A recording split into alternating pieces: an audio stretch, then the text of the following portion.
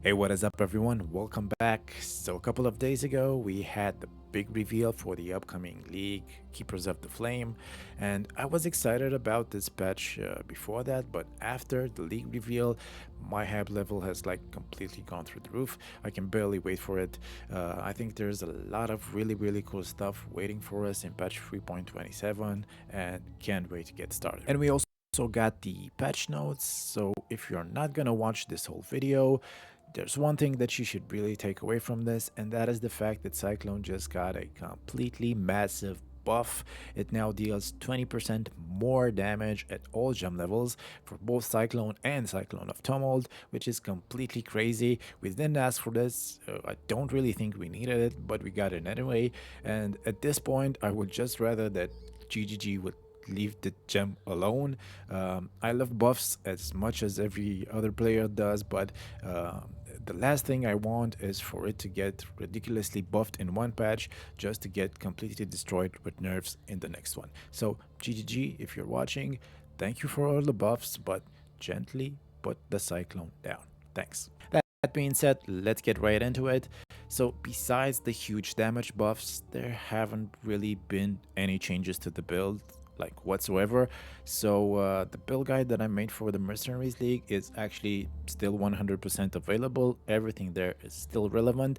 So if you're planning on trying this build out, make sure you check out that video as well, because it contains a lot of useful details that I won't be going over in this video as well. So make sure you check it out. In this video, however, I will be making some small additions to it, and I will also be going over some of the more frequent questions that I've gotten from people who play this build.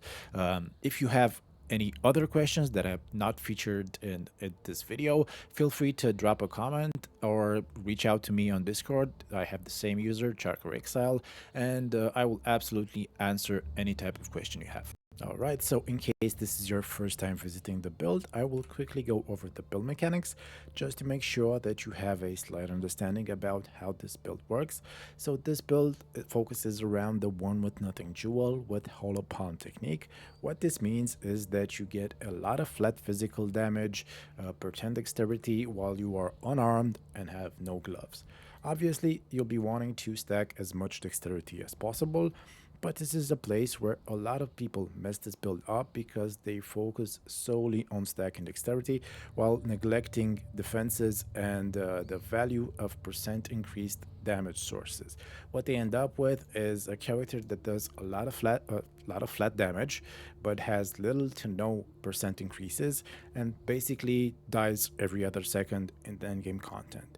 What I try to do is to find a healthy balance between these three, and that usually leads to the character overall being a lot more reliable for the harder parts in the endgame. And that's also the reason why I choose to go for the Gladiator instead of the Slayer. The Slayer is usually the more popular choice for Cyclone builds, but what we get from the Gladiator is around 89 to 91% chance to block while dual wielding, and we do count as dual wielding because we are using the one with nothing dual. So 89% chance to block for things like juiced maps, simulacrums, or tier 17s is absolutely invaluable. And while technically doing less damage than a Slayer, I find that the clear is actually better because of the explosions from gratuitous violence. A lot of people think this node is underwhelming simply because it's not as good as the Chieftain explosions, and while that is true, I still think that this node is pretty damn good, especially for harder content or for early stages when you don't really have enough damage to clear. It really carries your clear speed. So overall, this is the reason why I think for this particular version of a Cyclone build, the Gladiator is a much better choice. So another very common question that I get is, why do I have a weapon and gloves equipped if I need to be unarmed and have no gloves equipped? So the answer for this is that the Dancing Dervish is not a typical weapon. Once you attack an enemy for a few times, you become considered as unarmed and start to stack Rampage. Rampage increases your attack speed and movement speed per 10 stacks, so the more you have, the better, up to 1000. And you also spawn a few dancing dervish swords around you that follow you and attack enemies, and these are very helpful because they provide you with onslaught buff, and they will also taunt, apply maim, blind, and even culling strike to enemies when you have the correct gems socketed. In terms of the gloves, the explanation is actually quite simple. I'm not actually using the gloves, I'm just using the gem slots to level up gems. If you can see here, I don't really meet the attribute requirements. How this works is I usually equip enough attributes to put on the gloves, and then I unequip the attributes, and that way I still count as not using gloves, but the gems still get experience. It's just a small trick I use to make use of an otherwise dead item slot. So why should you consider playing this build? First of all, I think it's a really fun build, a really fun playstyle that I enjoy playing quite a lot, obviously. It has smooth and fast mapping. It's pretty much a one button build, basically just hold down Cyclone, zoom through the maps, and stuff just dies and explodes around you. It can fit into any content and will probably do pretty good in Breach because it actually thrives in high density content due to the explosion from gratuitous violence.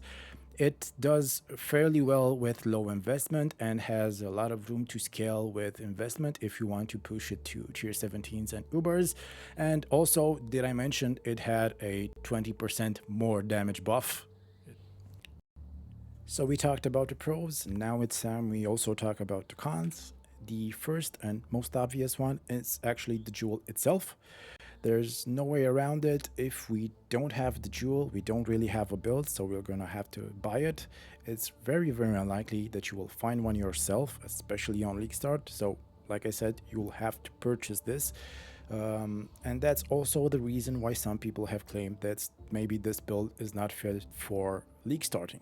While I understand the reasoning behind it, I don't really agree with it because I have started with this build more leagues than I can remember and have absolutely never had any kind of issues buying the jewel on day one, and sometimes even before I finished the campaign. The exception was probably for the private leagues where I had to wait for day two to find one, but I would still get one. So it's completely obtainable.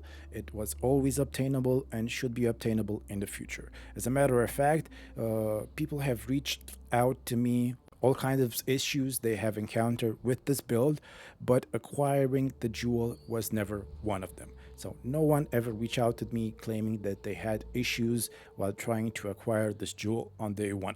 Actually, there was this one guy in Freesia League who was actually searching for the Hollow Palm jewel instead of searching for the one with nothing jewel, but you can't really blame that on the build. I mean, stuff like that happens. That being said, it's impossible to foresee the future, and even though unlikely, there's still the possibility that at some point the demand for this jewel will be higher than the supply and it might be hard to obtain. With that in mind, I do think it's a good idea for you to go into this with a plan B in mind, but I think that it's generally a good idea for you to go into League starts with a plan B in mind, regardless of the build you're starting with. So another issue that a few people have had with this build is in terms of early survivability, especially like really early in the gearing process. There have been people that found it hard to stay alive in maps. So I will quickly go over the defensive layers for this build in hopes that you will better understand what to expect and also what to avoid early. And I will also cover how you should engage enemies and proc your rampage, because I do think that around 90% of the deaths that new players have with this build are because they are not really sure how they should be engaging enemies and how they should start start their rampage proccing. So I think that's a very valuable thing to learn about this build, so I will quickly go over that. So a lot of your effective hit pool is actually coming from your high block chance and your life leech. So being a gladiator, you have around roughly 90% chance to block attack damage and spell damage as well, and you absolutely always have to have a source of life leech, whether that's through the tree, jewels, or rings. It's up to you, but it's absolutely mandatory that you always have a source of life leech. There are certain situations where Vol Pact is really good. For example, I use it often in early deliriums, simulacrums I mean. It's really useful there, but it's not really something that you want to be using always and in all scenarios. It's really bad if you are using for things like early labyrinth or in certain boss phases. So be wary of where you're actually using this, but it can be really good in certain situations. So for now, let's get back to the block. As you can see right now, I only have 15% block chance, and that is because I'm still considered to be using a two-handed weapon. But once I start attacking, I quickly proc the Dancing Dervish. You can see that now I have Rampage and the sword start to attack enemies. If I check my block chance now, I have 65% block chance, and with the Gladiator Ascendancy, it gets up to around 89%. So I get hit roughly around 1 in 10 hits, which is really good. And also I attack around 15 times per second. Obviously with lower gear you would do less, but usually you should aim to have around 10 attacks per second at least.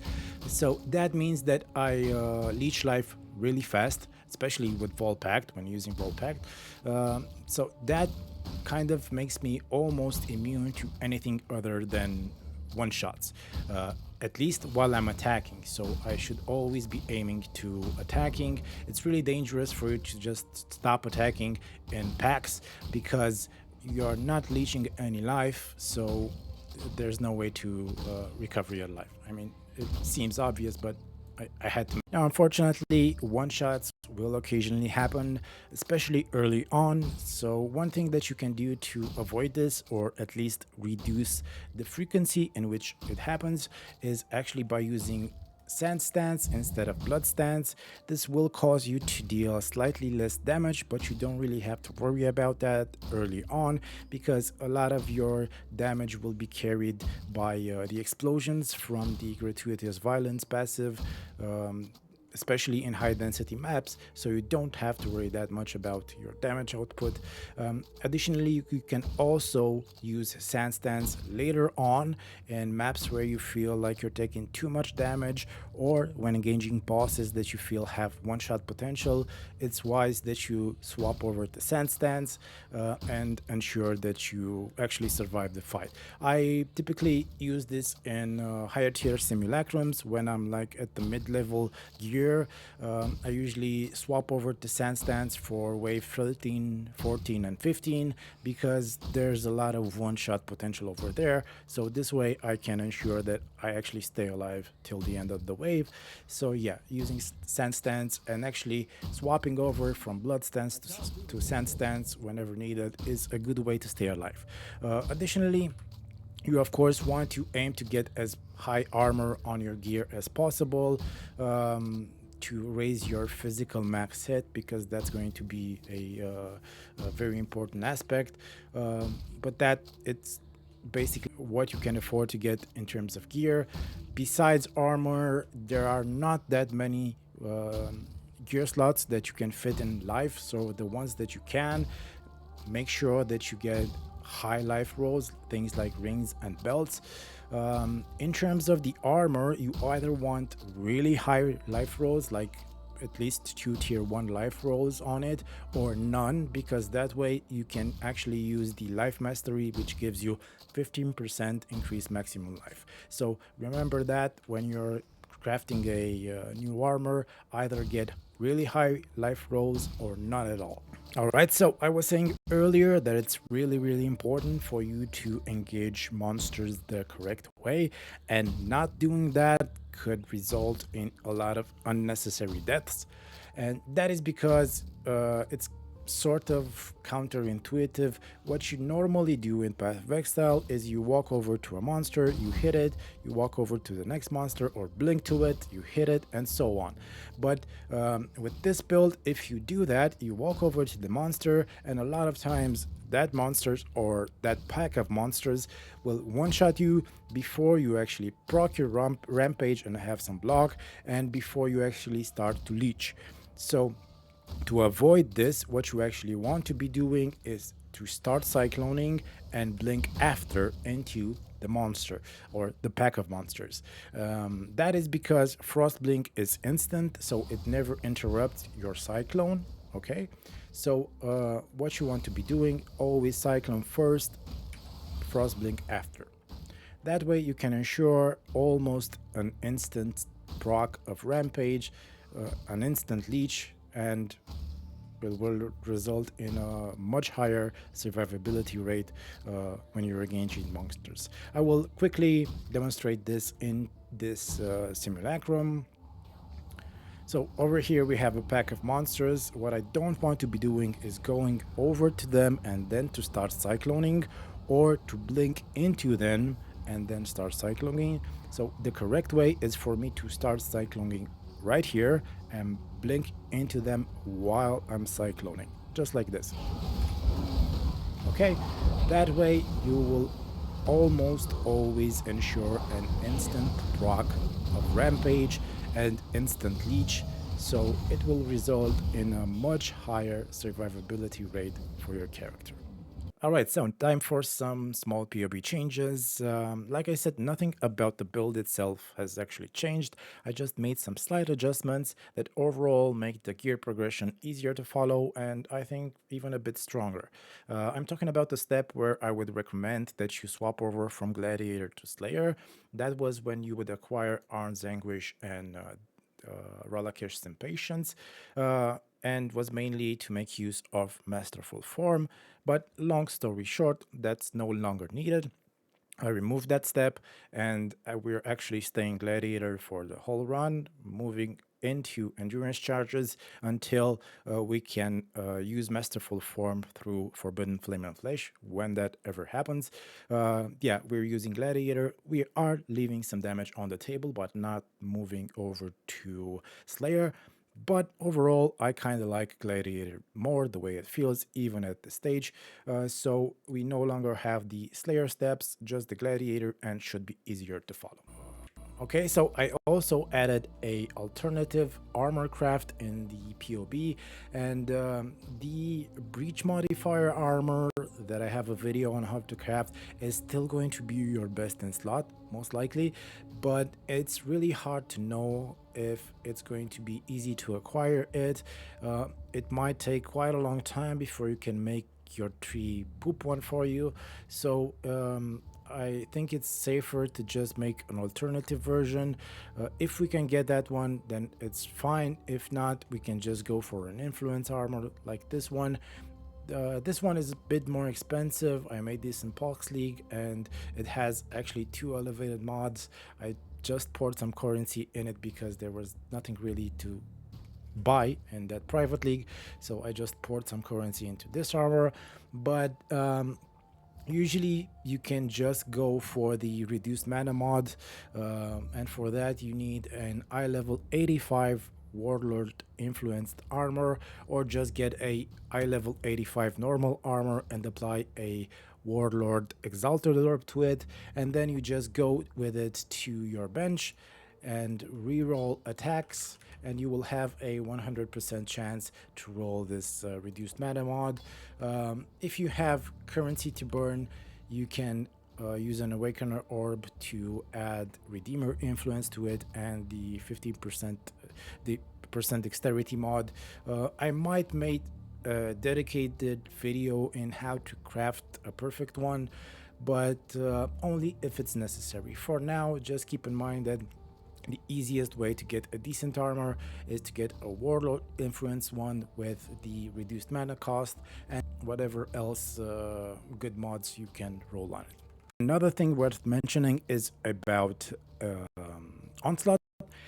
I had mentioned onslaught in the initial POB. I'm not really sure why I did that, but there's no reason for it. I mean, you have onslaught when you proc rampage. You always have it on. It's 100% uptime. There's no reason for you to use flasks with onslaught or to spec in the tree for it. You always have it up. I removed it from the POB to avoid any kind of confusion. And I also never mentioned anything about reflect. I don't really spec into reflect because, I mean, places like Simulacrum don't really have it, and I usually check the maps before I run them, so I make sure they don't have reflect.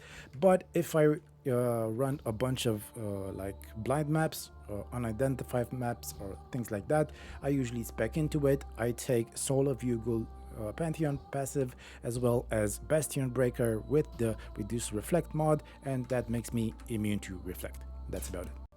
All right, so now we're gonna talk a bit about the league mechanics and how it might impact the build. First of all, we're gonna go over the Bloodline Ascendancies for a bit because I think that's the best addition that we have so far. It's a really cool feature, and it's really cool for us because, to be honest, War of Attrition is not that good of a passive. We only took it because there was nothing really to spend the points on, but we have no issue giving up these points for a Bloodline Ascendancy.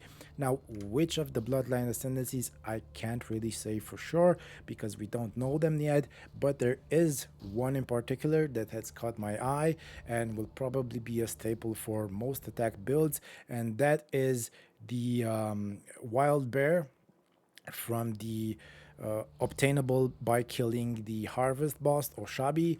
So what the Wild Bear does is it gives you 20 to maximum rage and actually gives you adrenaline. You lose all the rage you have when you reach maximum and gain adrenaline for 1 second per 10 rage lost.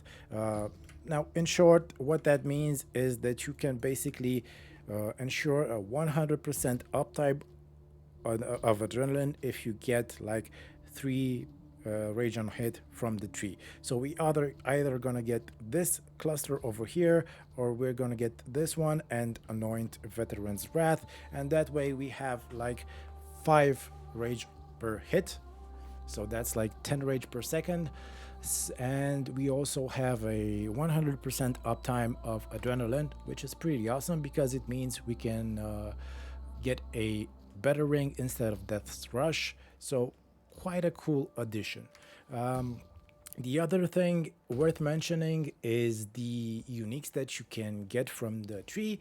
You can make your tree poop you some really special uniques that have really special mods. I'm not really sure which uniques will be available through the tree poop, but it would be really cool if you can get some special Ralakesh broods or special Devotos or whatever else is available on the tree. That might also positively impact the build, so it's something cool to stay tuned for. Alright, so for leveling, I'm most likely going to be going for Splitting Steel again. I'm gonna be using the exact same setup that I mentioned in the POB and in my last video. I don't necessarily recommend it because it may not be the most optimal way to get through the campaign, but for some reason, no matter how many different leveling builds or campaign builds I try, I always end up going back to Splitting Steel because I really like the way it feels and probably just got really used to it because I've done it so many times. Yeah, that's pretty much it. What I will add though is that normally if I don't access a one with nothing jewel by the time I'm level 62, I usually spend a chaos or so on a Wings of Entropy axe. It's either that or the replica entropy axe, which is slightly better but usually a bit more expensive, and the reason I do this is because it allows me for an easier transition into dual wielding. I spend less regrets or less gold into respecking. I don't have to unspec the two-handed nodes to go into the dual wielding ones, so it serves for a transition from the two-hander to dual wielding. It's not something necessary, but it's something I like to do because it eases up the process. I was going to make a separate video of me going through the acts 1 to 10, but I ended up going against that because there's no reason for me to do that. Actually, I'm not the best at speedrunning. I average around 5-ish hours per campaign, which is probably mediocre at best. There are other resources that you can follow for getting quickly, successfully through the campaign. Something like Cyclone, which I will be linking in the description below. He has a great channel and a great website with all the details that you need to swiftly get through the campaign, and I highly recommend you follow his channel and follow his website because it will most likely help you reduce a lot of that campaign time. Alright, so I'll quickly go over the Atlas strategy. Firstly, if you're looking for the fastest and most optimal way to complete your Atlas, probably the best way to go about this would be to go for a Kirak version plus Unwavering Vision. Personally, I won't be going this route, but if you are interested in this type of Atlas strategy, I will link a video from Havoc where he's explaining this much better than I can. This would probably be the most optimal way to start your Atlas and your League. Personally, I will be taking a slightly different route. I'll be going for the initial Kirak missions, but after that I will be speccing into Alva and Delirium. Now this is going to make my maps unnecessarily difficult, especially the lower ones, but I'm used to this. I've done this many times. I'm very comfortable with the build and know how it performs, so it's okay for me to do this. Like I said, don't really recommend for you to try this. It might break your League start. Alternatively, you can go for things like Blight or Heist. These are really easy early mechanics that you can take, and they've been buffed. I recommend that you try them out. However, keep in mind that with these buffs, a lot of people will be using these mechanics, so they might not be as profitable. Okay guys, so that's pretty much it for the build update. Hopefully I didn't forget anything important. If that's the case, I will just add it in the comments below. If you found this video useful, consider subscribing and liking it. If you have any kind of questions or feedback, feel free to drop a comment below or to reach out to me on Discord. I will surely answer. Make sure you stay tuned for daily updates once the league will start, and of course have fun keeping the flame or flaming the keep, whatever you want. Bye.